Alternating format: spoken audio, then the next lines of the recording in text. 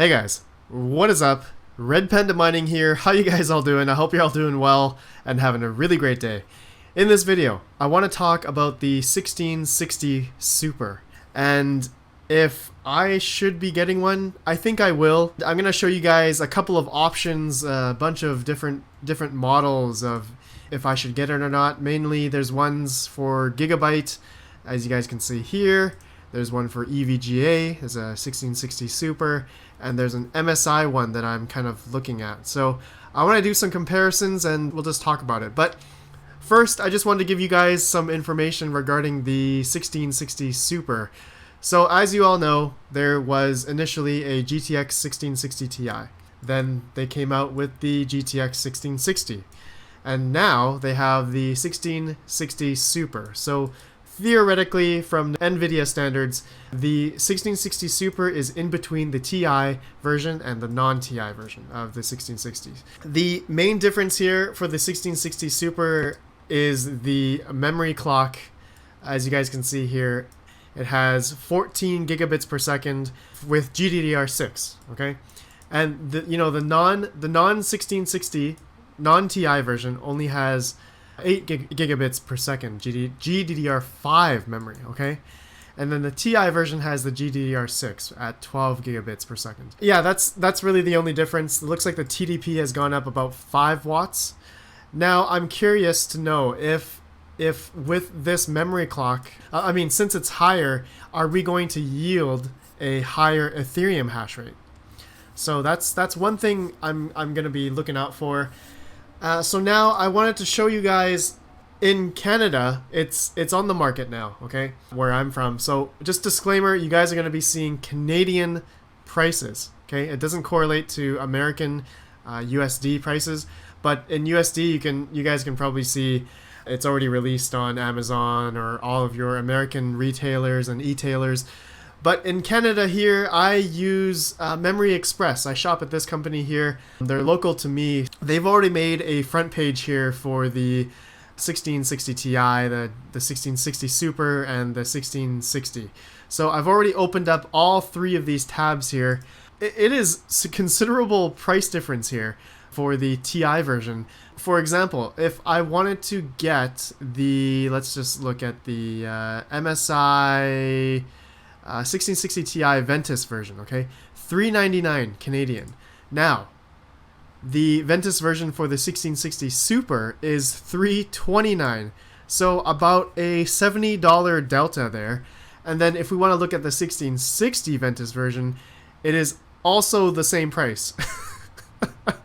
So judging by that, should I get the 1660 or the 1660 Super at the same price? Obviously the 1660 Super. That's kind of funny. I think they should be updating the prices here, hopefully. So, and looking at the reviews online, okay, so I've already looked at a lot of the tech reviewers, Bitwit and Tech Yes City, all those guys. They have the reviews for a couple of 1660 Supers, and they're actually pretty much on par, really close to the performance, like gaming performance of the 1660 Ti, okay? I definitely think that in terms of hash rates, because of the memory clock here, that it's a little bit higher, of course, depending on the timings, and it looks like the boost clock is a little bit higher, and the core clock as well, I forgot to mention that. But we're getting less CUDA cores, okay? Less CUDA cores, I'm not sure if that really affects for mining. We're gonna see. I plan on buying one. So now, yeah, I want to talk about which one should I be getting. Okay. Now the 1660 Supers, I have 3 here that I picked out. I picked out the Gigabyte Gaming OC version. Okay. And then I also picked out the MSI Gaming X Edition one here for $359. And then the 1660 Super SC Ultra Edition for $339. So the price difference here from $335 to $360 and $340. Okay, so now I want to compare all these 3 brands. In my opinion, I'll give my opinions on each brand, and I would like to know what you guys think down below. Let's start off with the Gigabyte version here. Okay, Gigabyte 1660 Super Gaming Edition. So here on Guru 3D, they just released this as of I think a couple hours ago as of making this video, the review and product showcase of this card that I want to get. So one of the big reasons why I want to get this one is because it has the 3 fan model here, also has a backplate and all that kind of stuff, which obviously doesn't matter, but the cool factor I guess is kind of there. But one thing with Gigabyte cards in my experience is that they leak oil for mining. So I've shown you guys in previous videos way back, months back, that I had Gigabyte Extreme 1060 extreme cards, and over time they were leaking oil, and a lot of people saying that they're from the thermal pads, which I believe they're from the thermal pads. Where else could they be? So, and as well as Gigabyte cards usually run pretty hot, but looking at this model, which has the 3 fan model, I'm thinking that it should be pretty cool. There's also the product PCB here. So as you guys can see here, it has copper plating here. It looks like 3 pipe copper plating for the GPU die. Also, I was looking at the memory chips for this Gigabyte model. So you guys can see the TU116 here, -300.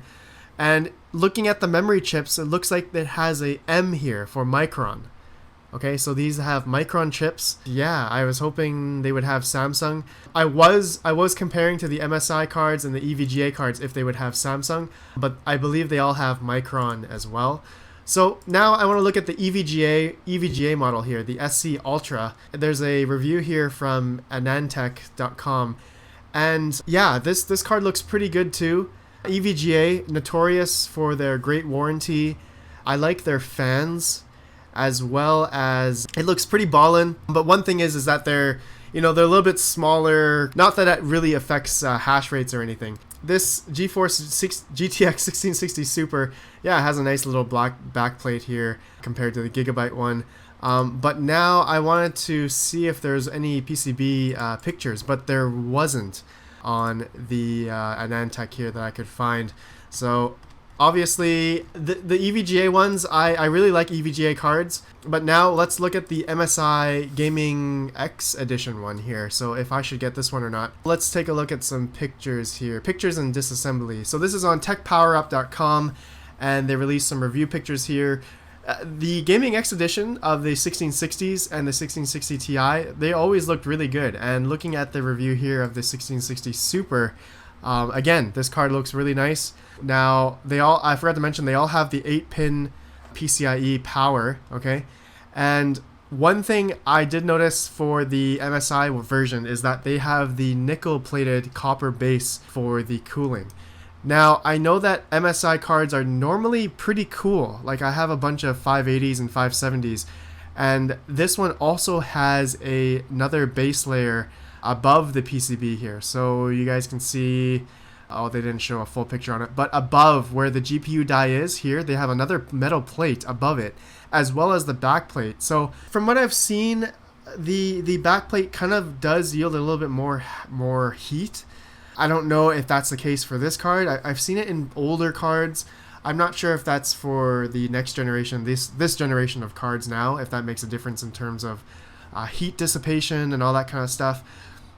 But the Gigabyte one and the EVGA one, I believe, don't have the the black base plate. Okay, actually, some EVGA cards do have the base plate. Yeah, so some of them do have the base plate, but the Gigabyte one for sure doesn't have the base plate on this version. And the final thing I wanted to compare for all these is the memory boost clock on all the cards. So actually, the Gigabyte one has, I believe, 30 megahertz more than the other cards. Okay, so maybe, yeah, 1860 megahertz versus, let's see here, 1830 megahertz. And the MSI version has, I believe, 1830 as well. Let me just see here. Introduction specifications. Let's see. Yeah, 1830 for the Gaming X. So 1830 for the EVGA and MSI, but 1860 for the Gigabyte 3 fan model. So now my opinion, which one I should be getting, I'm really leaning towards the Gigabyte version. I know that they're fans. I know they're not as good as the EVGA ones or probably the MSI versions, but also in terms of price, let's see here. In terms of price, yeah, the Gigabyte version is the cheapest card out of the ones I was looking at. 340 versus 360 and 335 for the gaming OC edition one here, 3-fan model. So I think I will be picking up the Gigabyte model, and I will do a review of that, and I will do a comparison to the 1660 non-TI version. As you guys know, I made a video about that on August 18th, and I will do comparison for Ethereum hash rate, Ravencoin, Vertcoin, Aeon, Bitcoin Gold, Grin, all that kind of stuff. Let me know what you guys think on which card I should be getting, and if you guys are excited about this card. I think it's going to be pretty cool, pretty efficient, and in terms of versus the TI, I hope might be on par, if not better, depending on this 14 gigabits per second for the memory clock here. So let me know what you guys think. I appreciate you guys for watching. Smash the like button, all that good stuff, and I'll see you in the next one. Have a good one, and peace out.